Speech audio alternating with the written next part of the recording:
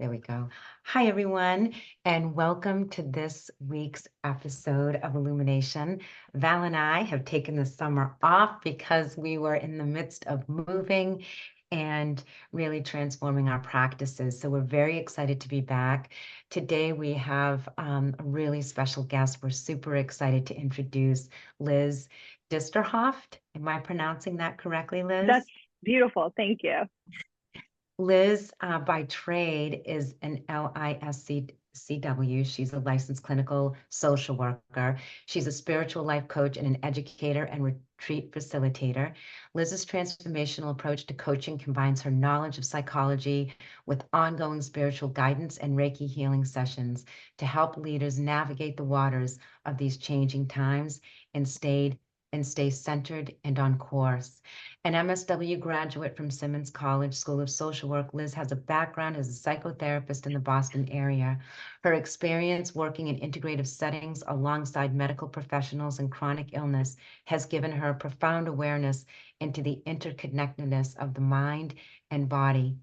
In 2014, Liz learned Reiki as a form of self-care, and it changed the way she worked with her clients. She found that Reiki allowed her to not only on the mental, emotional level, but also on the physical and spiritual levels as well.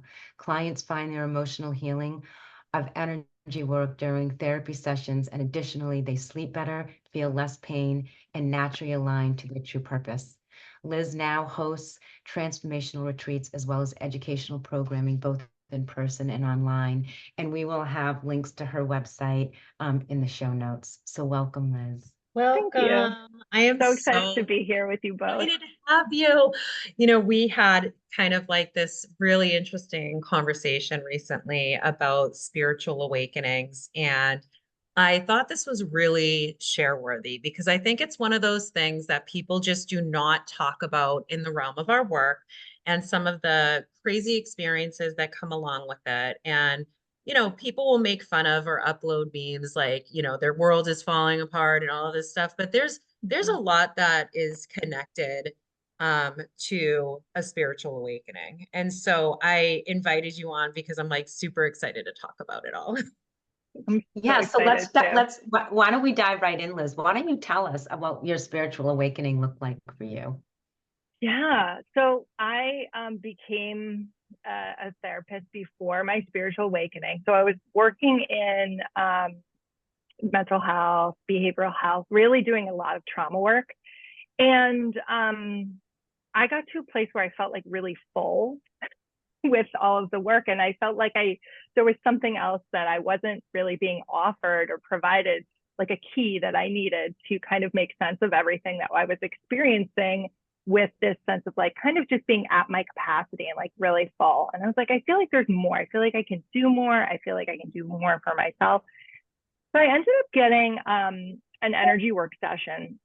And in this session, it was a bit of a leap of faith because I had been in like traditional therapy in the past and things like that. But I was like, I feel like I just need something. I thought it was something physical. I was like, I need something physical.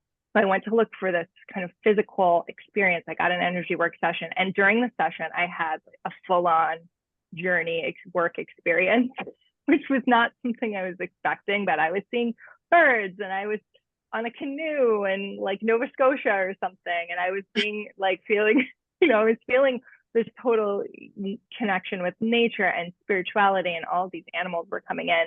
And I asked after my session, I was like, is that typical? And the person was like, well, that's not really the point of the session, but like that can happen. And then he was asking me, what did I see? And being curious. And I was like, oh, this is something I can talk about. Like, this is a thing.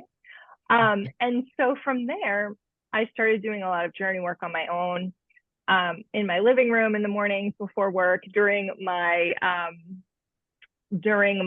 lunch breaks, I would like lock the door at my clinic. I had this tiny little office that had no windows, and I would just like lock the door and I would just go into these journeys. And it was honestly the most rich part of my day, right? It was the part where I felt like, wow, I'm really expanding. There's all of this information. There's all of this energy I can connect with the earth, with the sky, with my heart, with my angels, all of this stuff. And you know, I felt like it was something I kind of had to literally keep in my office, like in the closet. It was something I didn't really share with others.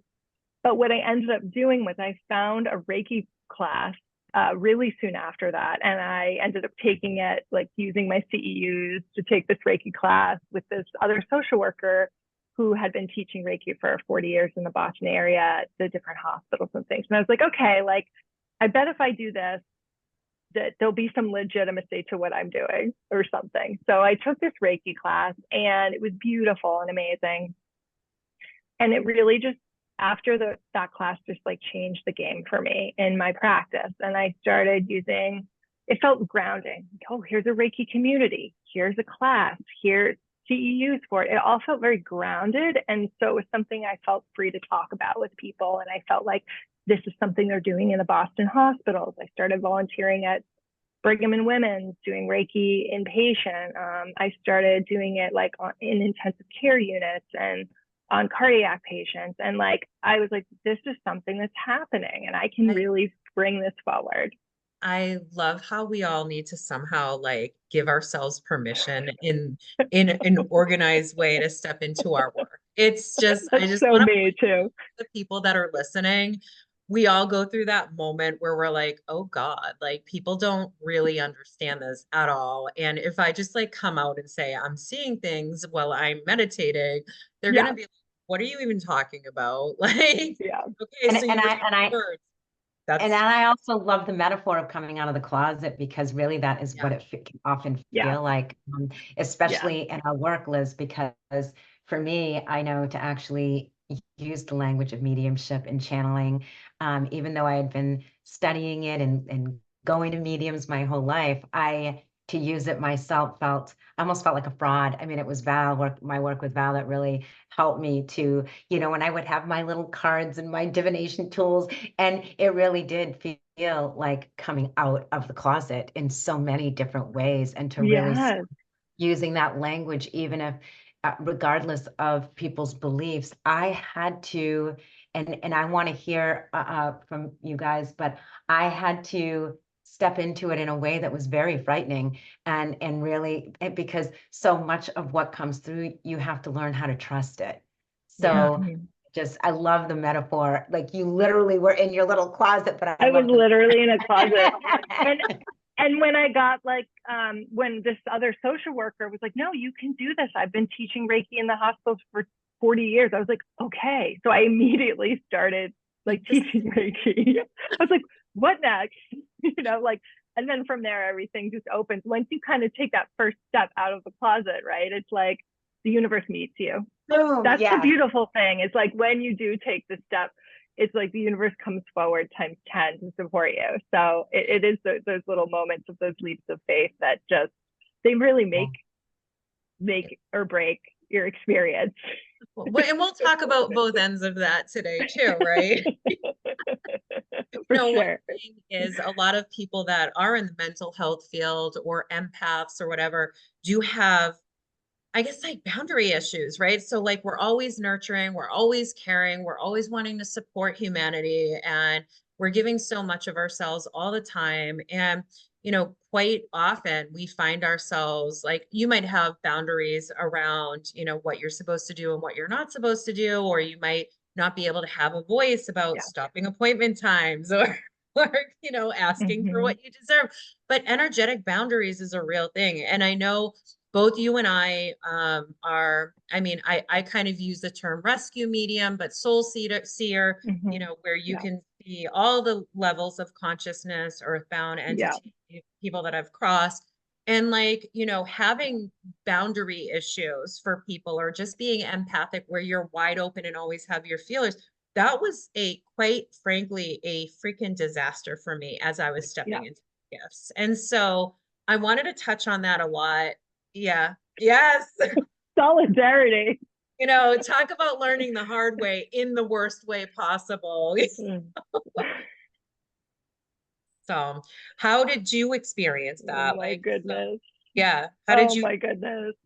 Yeah, I think that came like this sensitivity to the spiritual realm, right? You could say the spiritual beings out there. I was always so sensitive that I shut it down until really a few years ago, because I had to be in a place where once I really like reopened that sensitivity and it's really like a perception, a lens of being able to feel safe that to even know what you're seeing or understand it, and to be able to, like you said, hold your boundaries, right? Which is really at the core of the lesson, I think, in a lot of ways. Yeah. I felt completely overwhelmed. I did get support around it. Again, support to me is like the key to managing my spiritual awakenings. I really don't think we're meant to go through these experiences alone. I think it can be really scary. But what I was experiencing was, I mean, being touched in the middle of the night by spirit, being continually woken up. And I have to say, I didn't sleep for like months. Girl, And same girl. that to me, like, as we know, as mental health practitioners, Susan, sleep is a bedrock of mental health. Oh my God. So it is. when It's you're not one thing sleeping, that like leads to the next issue that then perpetuates. Sleep is everything. It's actually everything to stay grounded. So, you know, until I really learned that I was strong enough to hold those boundaries for myself, I went through it myself, and it was very overwhelming and very physically draining, and mentally and psychologically, I feel like it was kind of torturous. I would say it was like mental and psychological torture. For sure. It can be really disempowering. I know from my own personal experience, like, you know, your boundaries is just a frequency. But in order for me to believe that I could protect myself, I had to do this, you know, of course, when you first start, you're doing like this 12-step process of creating some shield around you, and like, you know, the desperation of then questioning it and knowing just you questioning that in that frequency is going to lower the shield. And it's like it is so hard to learn how to carry that frequency of protection in this work. And I found for myself personally, it was only through my own healing journey where I did feel empowered that I was able to hold that frequency. It's not like I have to wake up and do anything. I'm not going to get an attachment anymore. Right. Not gonna right. Right. I mean, maybe occasionally, but right.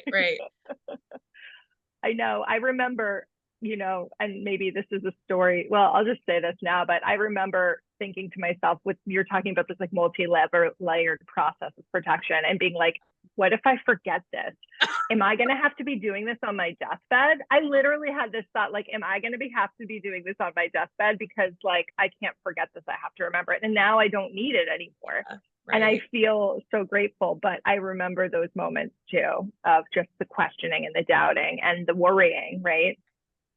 Yeah. You know, I just want to say that because I don't feel anything like spirit wise, and I've asked numerous times. I've told Valis I don't want to see a spirit, I don't want to feel a spirit, I just don't. It's not an experience I need to have. I don't want to have it. But for me, it was getting used to the voices, and I literally was like, am I schizophrenic? Like, am I actually using it? And and that's so, and those, and that has become, those voices now are so much clearer now for me, now that I've let them in. And, you know, and I make jokes because now I'm starting to feel the energy in my chakras when I'm meeting with people, and I understand it doesn't belong to me. So as I've opened up more and more, I'm feeling more and more, and I'm not afraid of it. But at first, it really is a question, because I've always had visions. I've always seen like visions, you know, of like the perfect metaphor, you know, in working with Val, it was trusting that, because forever I would just have these downloads and just think, I was like, where the hell did that come from? You know, I would have sort of that questioning. But now with the voices, I find lost things all the time, and it's so much fun. I'll ask, where is it? And I'll be told where it is, and I'll go find it. And it's so cool. But for the longest time, especially as a mental health practitioner, I'm like, am I losing my mind?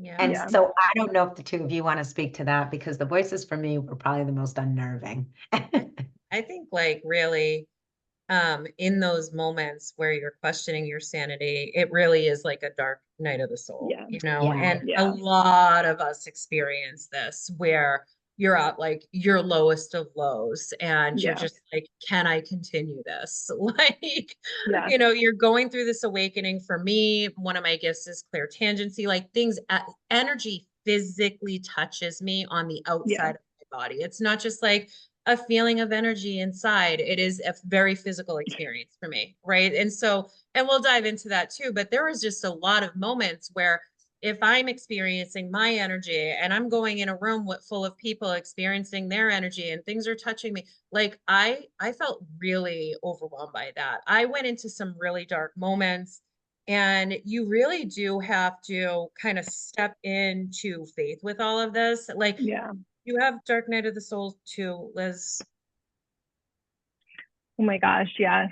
And I feel like that as we're talking about this dark night of the souls, I'm remembering a couple of my own and just feeling like I didn't know who to turn to or where to turn to Yeah. or what to do. And I would follow the signs, right? And sometimes they would point me in directions that I didn't expect, right? Like maybe not the traditional, like I was like, I remember going to, I'll tell you a story. So probably one of my darkest nights of the souls was when I had two babies back to back, like within 18 months. And after my son was born, he didn't sleep. He's very sensitive. So I was again up a long time. I was working in a small behavioral health, a family clinic. It was really special. It had a holistic bend to it, and I really enjoyed it. But I was really starting to realize in those late nights with my son and like starting to really lose my own grasp on reality, my own grasp on my own mental health. Like I would show up to work not knowing if I was asleep or awake. I remember asking a coworker, I was like, is this a dream? And she was like, no, you're here. And she's someone I trusted, but I needed to know, I was like, am I awake or am I asleep? Because I just didn't get any sleep. And I remember in those moments really realizing like it was really about motherhood and really the need to create my own life as a mother and my own life as a spiritual person and my own life as somebody who was really aligned to what I was doing and really found like I could really be my authentic self. Because to me, I couldn't go to a job for a paycheck anymore, even though I had been aligned to the work that I did for a long time. I needed to actually start my own business and start my own practice. And you would think, okay, a mother with like two little babies, a year postpartum, like what is she crazy to start her own business? Like that's a nutty thing to do, Yeah. right? Like that's kind of like when you look at it from the outside, like what are you doing? But it was like a desperate need. And it came from this dark night of the soul. And it came from this experience of like really needing to connect with myself that I created my practice. And I think, sometimes it's action. Sometimes we need to take major actions in our life. That's one of the ways we might like resolve something, like completely change our entire way of living. But, I think people have different ways that they navigate that, like how to align as they're moving through their spiritual growth and spiritual awakening with their truth, how they align their lives with their truth. I know I'm sure you guys have your own experiences with that. For me, my dark night of the soul was always coming from an intense unload of imprints that I've been holding, right? So here I am navigating this experience, and all of a sudden, a massive clearing would start to bubble to the surface. And I think for me, like, I always have that warrior-esque way about me where I'm like, I can do this. Like, I'm going hard or going home. Like, it's like, I know I'm woke. I want to take advantage of this moment and heal. You know what I mean, right? Like Awesome. spiritual warrior. No, fuck that spiritual gangster. Like I was like, Oh my I God. want it. Okay. Now, as I'm setting these really strong intentions for myself, not realizing that I need to be gentle with myself and gentle with my energy and kind to myself, all of the energy would start bubbling. I would find myself literally sobbing to the point where I couldn't see. I would, you know, at that point, I would never kill myself. And the reason why is because I would never want to experience this life again. The beginning part of it was such a shit show. And at that time, my belief system was if you end your life, you have to do it over again. Okay. You have to start, like, none of it matters. This is where you start. And so, but for me, it was like, I wish that I could just die. Like, the Yeah. level of deep emotion for me was so freaking heavy that Yeah. I just would be driving down the road and I'm like, I can't drive into this tree, but my God, I wish somebody would just hit me, you know? And like, Yeah. that sounds really like intense, but that's the truth of it. When you Yeah. have a shitload of energy sitting in your space, and again, I was the creator of my chaos, and I can see that now. Um, that energy was quite literally my reality. So I'm pulling to the surface trauma, trauma, trauma, trauma. Yeah. And now this is my reality. And I'm thinking that I'm doing it, you know, and I just wasn't. And for me, my spiritual awakening was really meant to show me that gentle side, and how to heal in a way that's not painful and heal in a way that's supportive and empowering. And so, like, your awakening was so, and your dark night of the soul, I feel like we all have these different experiences connected to different things. Like, how Yeah. else would you have stepped into your authenticity unless you were questioning reality, right? You know, you already had this Yes. answer, and like, this is the only way it's going to happen. And for It's like me, the only way yeah, sometimes. it's interesting how we have our Yeah. dark nights of the soul, and like, it's just a force to push us where we're supposed to be. Did you have a dark night of the soul, Susan, or were you just like a happy Well, little? yeah, I was, You're I always was, really happy when you came to Have me. had a I, he I must was, have had a dark night. yeah, very Listen, dark. It was my brother's death that threw me into an existential crisis, yeah. actually. And Okay. my brother's death, pushed me in a place that I hope I never return to. I mean, it was darker than dark. I don't even know how to describe what I went through. I wanted to die desperately. There was, and it was fascinating because, you know, for all of these years, I taught about positive psychology and gratitude and forgiveness and all of these things and spiritual stuff and, you know, forever. And I just remember after his death, I left my job. I was an international trainer for this huge organization, left that, didn't have a clue what I was going to do. And I had my MFA and I wrote a nonfiction book. I had written my dissertation actually of my MFA on writing through grief, loss, and trauma Wow. in, in preparation for my brother's death. So I went on this year-long odyssey of interviewing people all over the world and wrote this book on grief and loss.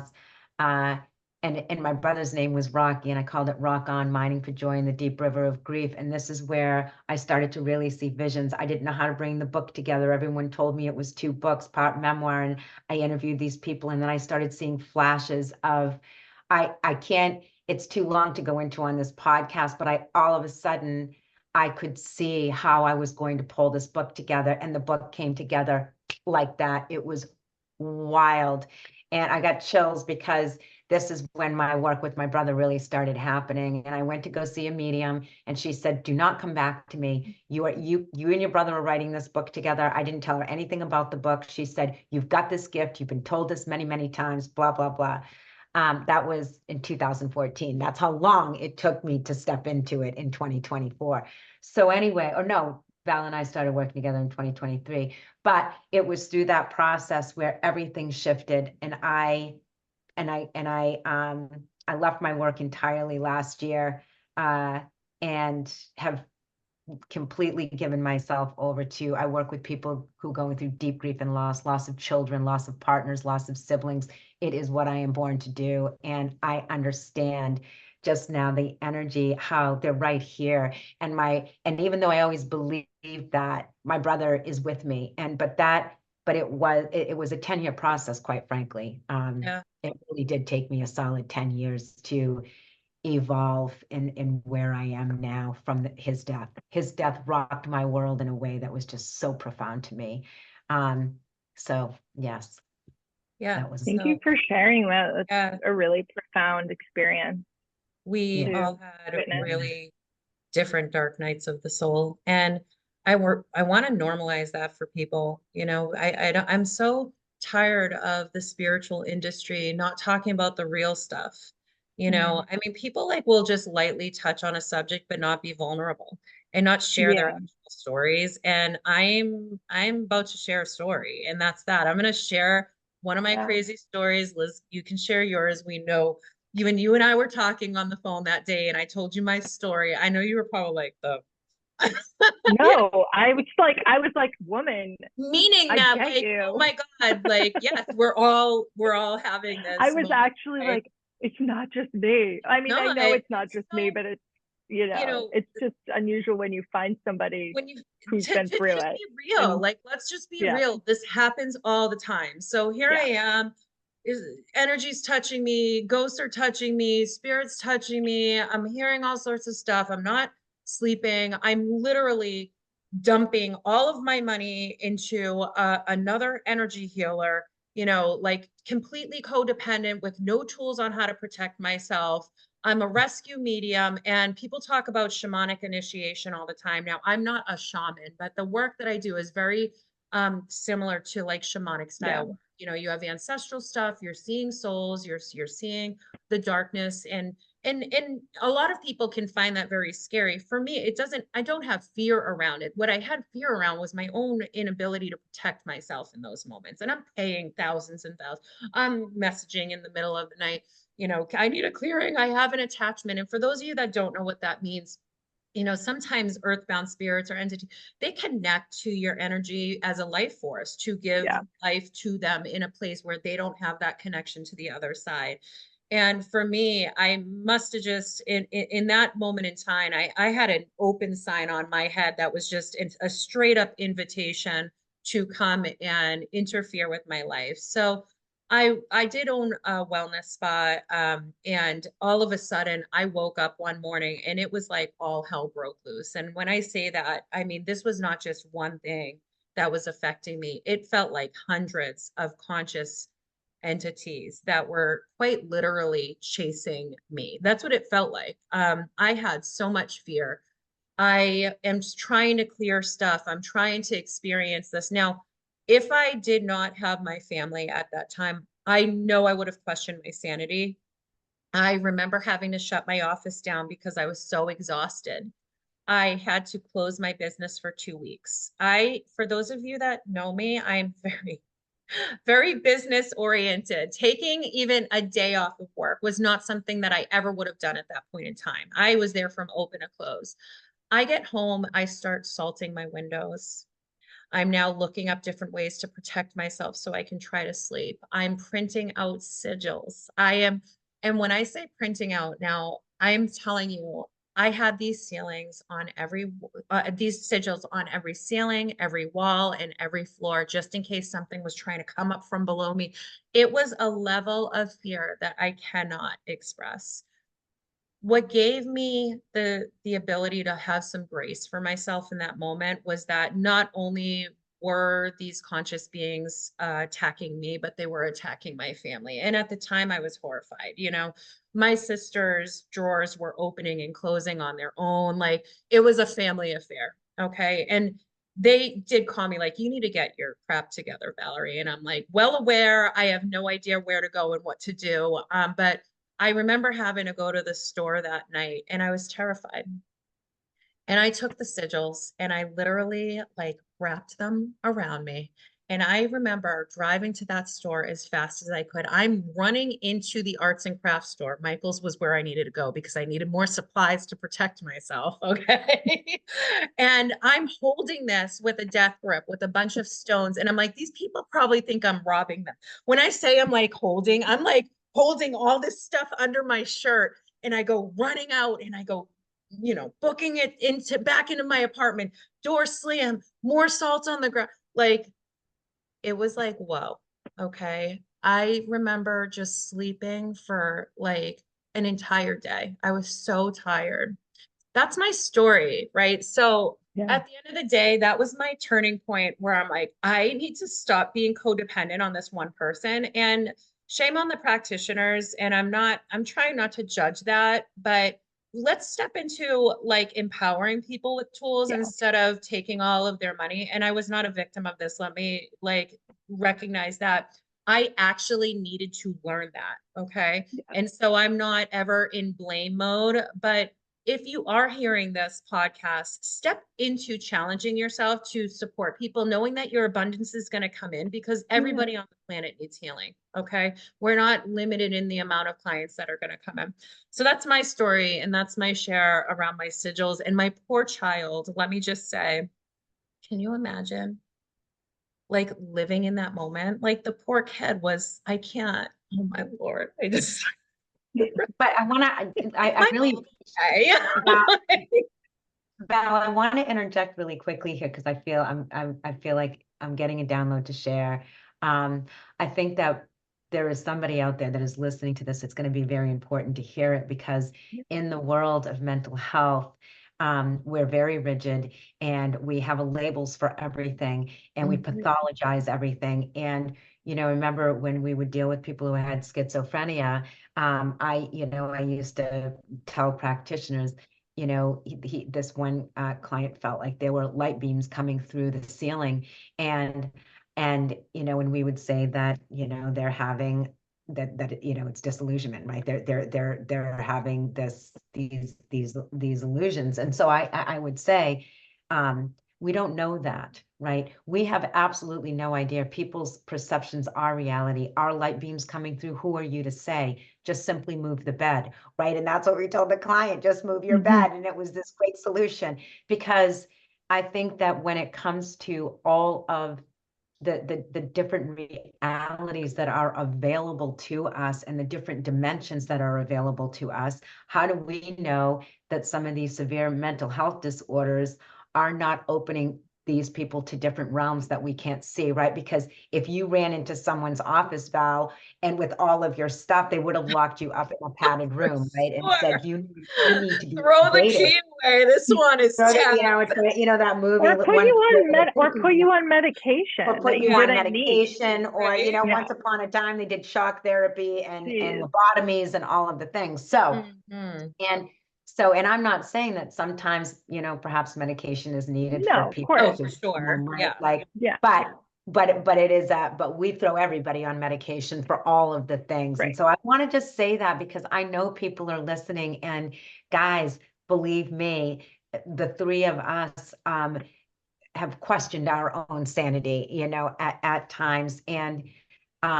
thank God that there are other practitioners like you where we can create our community and bring some normalcy to these incredible experiences that can also be terribly frightening until Yeah. you really understand them. So I thank both of you for being out there in the world too. And I just needed to say that to our listeners. Yeah. So we've got about Beautiful. 5-6 minutes left, and I would love for you to share your story. Yeah. Yeah. I'm just thinking back to like this experience of taking this leap of faith in the dark night of the soul story. And I remember, being at my wit's end when, like I was talking about, when my son was a baby, my daughter was 18 months old, and really not knowing where to turn and not knowing who to turn to, and kind of turning to people with just my full heart open, like fully vulnerable, like, please, I need help, right? And just getting sort of shut down. Like I remember I had, I decided to go see a mental health practitioner who was like a holistically minded mental health practitioner in the community. I was like, I need something. I need some sort of support. And I went to her, and she was really nice and very supportive of me emotionally. But I got to a point where I really needed to change my whole life, right? Like I was questioning my reality. Can I get up? Can I continue to do what I'm doing? How do I align to my truth? And my truth was, I need to start something that's totally outside of the system I've been working in. I need to do something that actually I didn't know anybody who had done in the community before. I felt like I didn't know who to go to. And I was talking to her, okay, I want to open this practice, and I want it to be a practice where like I'm not taking insurance, and there's reasons I didn't want to do that, and it has to do with, like, we were talking about the pathologizing and the boxing in and the labeling and the way that that would affect the ways that I viewed my clients and my work, and the ways that that actually kept me really bound in and limited. And I remember she looked at me and she was like, honey, she said honey, which I feel like can be one of those beginnings of condescending sentences. Oh, she was yeah. like, honey, she was like, honey, there's no way you can start a practice without taking insurance. And I remember like my heart just dropping, because I realized, like, okay, she doesn't believe in me, right? Like, I'm putting all this time, all this energy into our work. And I was like, this is really about her. And I had to tell myself that. I was like, this is really about her.